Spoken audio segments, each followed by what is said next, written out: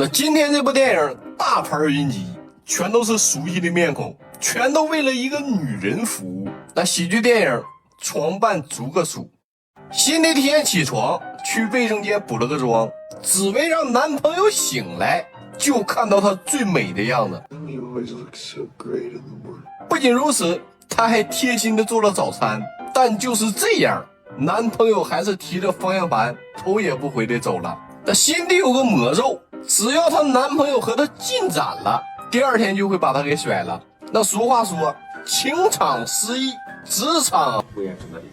那俗话还说了，祸不单行。根据大数据调查，美国女性平均要睡 10.5 个男朋友，心里觉得不可思议，这也太少了。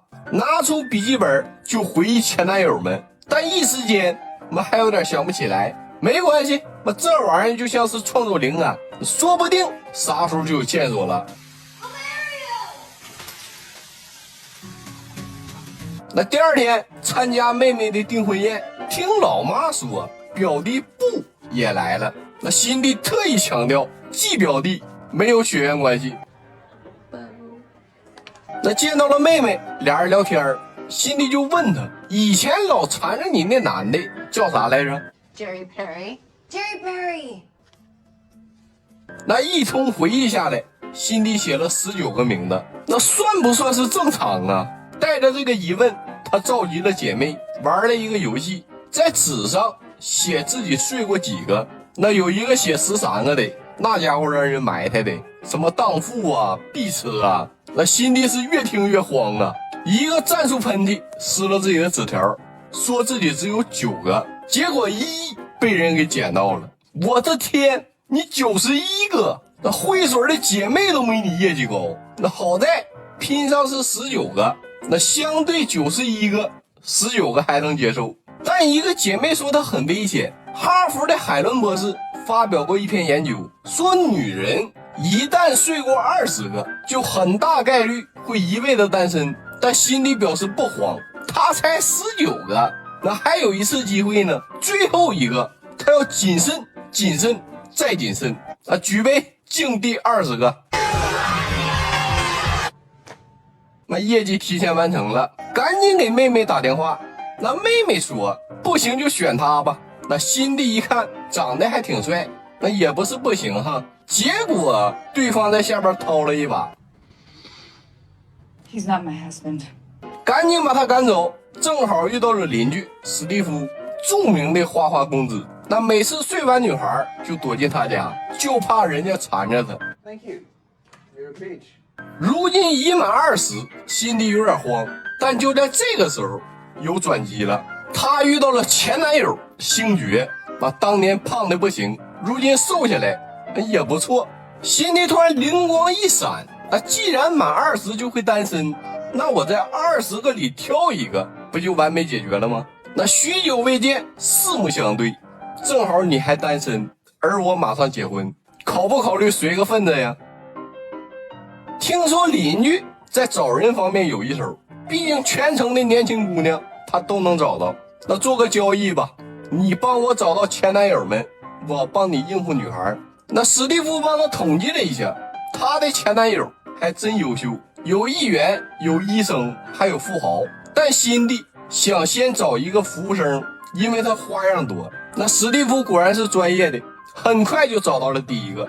会点小魔术，花样很多，能在辛迪的藏宝洞里掏出一把硬币。如今在酒吧里工作，那还是掏硬币那一套，没新意，顿时就没兴趣了。下一个吧。结果下一个孩子都有俩了，但有个快要离婚的，听说最近在卖房子，当天俩人就去找了，结果走错了，走到了星爵家。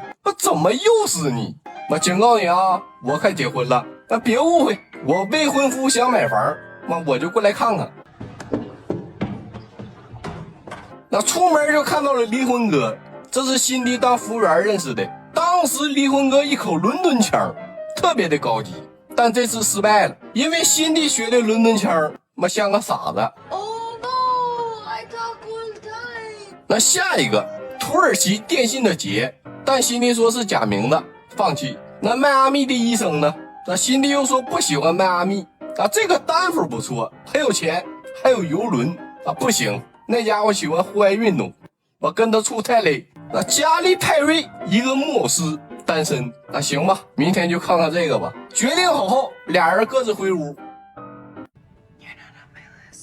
那第二天，史蒂夫借了个侄子，那这样看木偶戏就很正常。那这个木偶师以前经常缠着妹妹，有一次妹妹没在家，辛迪就招待了他。那现在想起来，这人好像有特殊癖好，感觉人格有点分裂。带着侄子赶紧走吧。结果 That's not Justin. What's the matter with you? 那剩下可选的不多了，迈阿密医生就去看看吧。那对方还是个妇科医生，但第一眼没认出辛迪。不过给他检查的时候，哦，原来是你呀！那这个也不行，他不认人。那下一个质量就高了，那现在当议员了。